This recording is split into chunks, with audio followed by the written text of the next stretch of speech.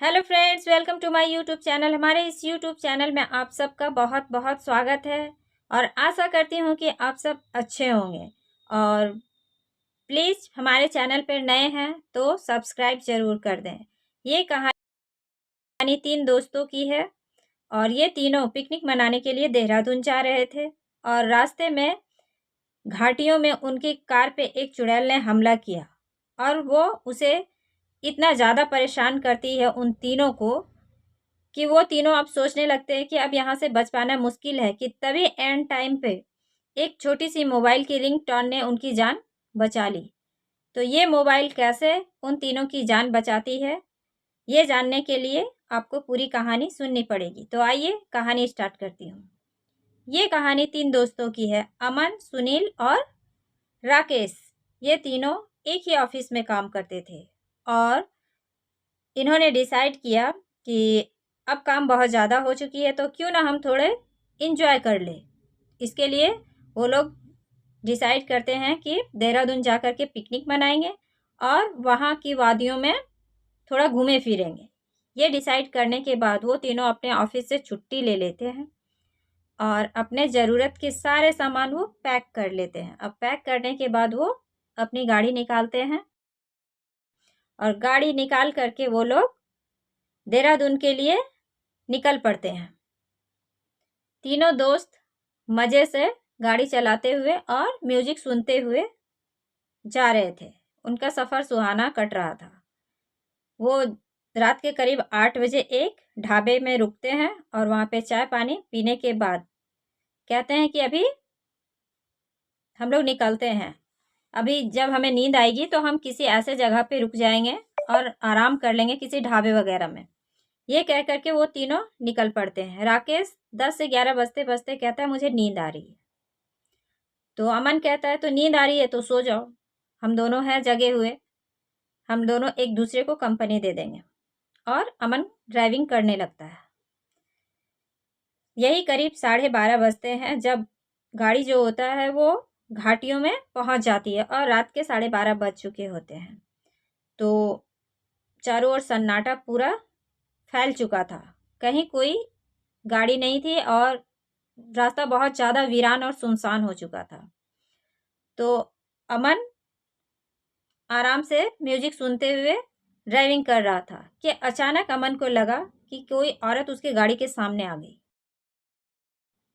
और उसने आओ देखा ना ताव और ब्रेक लगा दिया। ये देख करके सुनील गुस्सा जाता है और कहता है यार ये तूने क्या किया, तू अचानक से ब्रेक क्यों लगाया। अमन कहता है यार हमारी गाड़ी के सामने मुझे लगा कि कोई औरत आ गई। सुनील कहता है तेरा दिमाग खराब तो नहीं हो गया है, तूने औरत देखी और मैं तब से साथ में बैठा हूं, क्या मैं नहीं देखता। तुझे नींद आ रही है पक्का, तू हट, मैं गाड़ी चलाता हूँ। और अगर कोई औरत होती तो क्या वो एक्सीडेंट होगा और हमें पता ही नहीं चलेगा। औरत का एक्सीडेंट हो या ना हो लेकिन तू मेरा एक्सीडेंट जरूर करवा देता है। ये बोल करके वो गुस्सा जाता है और कहता है कि मैं ड्राइव करूंगा, तू अब इधर आ करके मेरे सामने वाली सीट पे। और अमन जो होता है वो उतर जाता है क्योंकि उसे समझ नहीं आ रहा था कि ये उसका वहम था या उसने रियल में ऐसा कुछ देखा। वो कंफ्यूजन में था, इसलिए वो उतर जाता है चुपचाप से और जस्ट उसके बगल वाले सीट में बैठ जाता है। और सुनील जो होता है वो अब ड्राइव करने लगता है। वो गाड़ी चलाता चलाता थोड़ी दूर तक निकल जाता है आराम से। यहाँ तक कुछ भी नहीं होता है कि तभी अचानक सुनील को ऐसा लगता है कि किसी औरत का चेहरा जस्ट उसके सामने वाले शीशे में ऐसे आ जाता है और वो आंखें लाल लाल। ये देख करके उसका दिमाग सुन्न पड़ जाता है और उसे कुछ दिखाई नहीं देता है, पूरे कांच ब्लर हो जाती है और उसे ऐसा लगता है कि किसी ने जोरदार टक्कर मारी उसके कार में। अब सुनील हड़बड़ा जाता है और वो अमन की ओर देखता है और कहता है यार मैंने जो देखा क्या तूने वो देखा।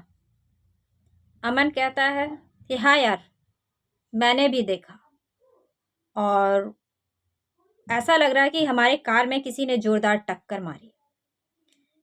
ये दोनों इतनी ही बातें कर रहे थे कि उन्हें फिर से ऐसा लगता है कि कोई उनके गाड़ी पे छलांग लगाया है, जैसे कोई जब ऐसे जंप किया किसी ने। वो दोनों पसीने पसीने हो जाते हैं, उनके रोंगटे खड़े होने लगते हैं और बार बार से लग रहा था कि कोई उनके गाड़ी पीछे से कोई धक्का मार रहा है। तो सुनील कहता है, यार कुछ गड़बड़ है, तू पीछे देख किसकी गाड़ी है। अब जब अमन पीछे झांक करके देखता है तो वो कहता है कि यार गाड़ी किसी की नहीं है, लेकिन ये वही औरत है जो हमारे साथ आ रही है, जो मैंने जिसे फर्स्ट टाइम देखा था वो हमारे साथ साथ ही आ रही है। ये सुन करके सुनील के रोंगटे पूरी तरीके से खड़े हो जाते हैं, वो पूरी तरीके से डर जाता है और वो पसीना पसीना होने लगता है। वो कहता है, यार आज गए, क्योंकि मैं तेरी बातों पे विश्वास नहीं किया, लेकिन तब से मैं देख रहा हूँ कि एक चेहरा मुझे घूर रहा है, हमारे जस्ट कांच के बगल से ही है, वो हमारे साथ ही आ रही है, वो जो भी है। अब बच पाना मुश्किल लग रहा है यार। ये कह करके वो गाड़ी स्पीड कर देता है। कहता है, पता नहीं, या तो वो मुझे मारेगी या हम खाई में गिर जाएंगे, समझ नहीं आ रहा, दिमाग काम नहीं कर रहा, मैं क्या करूं। मैं गाड़ी मुझसे जितनी स्पीड हो रही है मैं चला रहा हूं और कभी अचानक से लग रहा है कि वो आगे आ जा रही है। ये महसूस करने के बाद वो दोनों पूरी तरीके से डर चुके होते हैं और गाड़ी के साथ साथ वो चल रही थी, वो जो भी थी, वो चुड़ैल थी, वो उनके गाड़ी के साथ ही चल रही थी। वो खौफनाक चेहरा देखने के बाद सुनील अब ये समझ चुका था कि आज बच पाना मुश्किल है, क्योंकि वो पीछा छोड़ ही नहीं रही थी।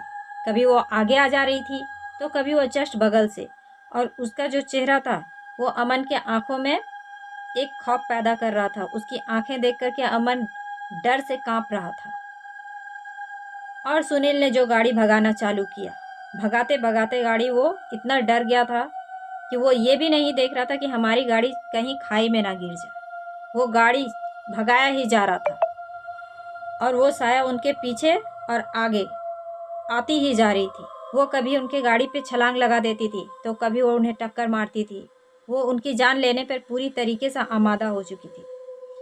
ये चीज़ देखने के बाद सुनील अब समझ नहीं पा रहा था कि मैं क्या करूं, कैसे इससे बचूं। लेकिन तभी राकेश का जो मोबाइल था उसमें एक कॉल आता है और वो कॉल आने के साथ साथ उसका जो रिंग टोन था वो बजना चालू हो जाता है। और वो रिंग टोन क्या था? वो रिंग टोन था हनुमान चालीसा, जो उसने अपने रिंग टोन में सेट करके रखी थी। जब ये बजना चालू होता है तो उन दोनों का दिमाग डाइवर्ट होता है और वो दोनों अब साथ ही साथ पढ़ना चालू कर देते हैं। जब वो ये पढ़ रहे थे और ज़ोर ज़ोर से पढ़ने लगते हैं, अब उनका दिमाग थोड़ा काम किया और वो जब पढ़ना चालू करते हैं और बिना कुछ सोचे समझे वो गाड़ी भगाए जाते। अब राकेश की भी नींद खुल चुकी थी और वो उठ करके बैठ जाता है और कॉल रिसीव करता है। और कॉल रिसीव करने के बाद वो कहता है कि हाँ, हम लोग अब पहुंचने ही वाले हैं।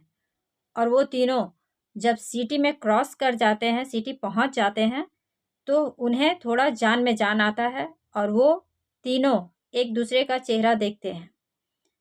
उनके चेहरे पे जो खौफ और जो डर समा चुका था वो अब धीरे धीरे थोड़ा लेवल में आ रहा था। वो थोड़ा रिलैक्स हुए और रिलैक्स होने के बाद वो अपने जब लॉज में पहुँचे तो लॉज में पहुँच करके वो तीनों फटाक से अपने रूम में बैठ जाते हैं तीनों और अपने दोस्त को फ़ोन लगाते हैं जिसका फ़ोन आया था और उसे थैंक यू बोलते हैं।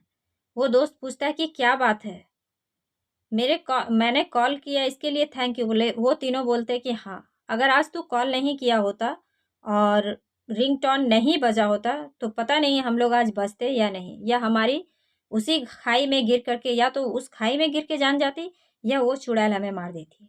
ये सुन करके उनका जो दोस्त था वो कहता है कि ऐसा क्या था उस रिंग, मेरे कॉल करने से ऐसा क्या हुआ? तो वो बताते हैं कि उसमें हनुमान चालीसा बजा जो राकेश ने अपने रिंगटोन में सेट करके रखा था और इसी रिंगटोन ने हमारी जान बचाई। जो हमें याद आ गया हमें क्या पढ़ना है नहीं पढ़ना है, और हम पूरी तरीके से ब्लैंक हो चुके थे। हमें कुछ समझ नहीं आ रहा था कि हम क्या करें नहीं करें, हम अपनी जान कैसे बचाएं। ये सब जानने के बाद उसके दोस्तों ने, जिसने कॉल करी थी, उस दोस्त को थैंक यू बोला और वो तीनों अपने घर में भी ये बात बताते हैं।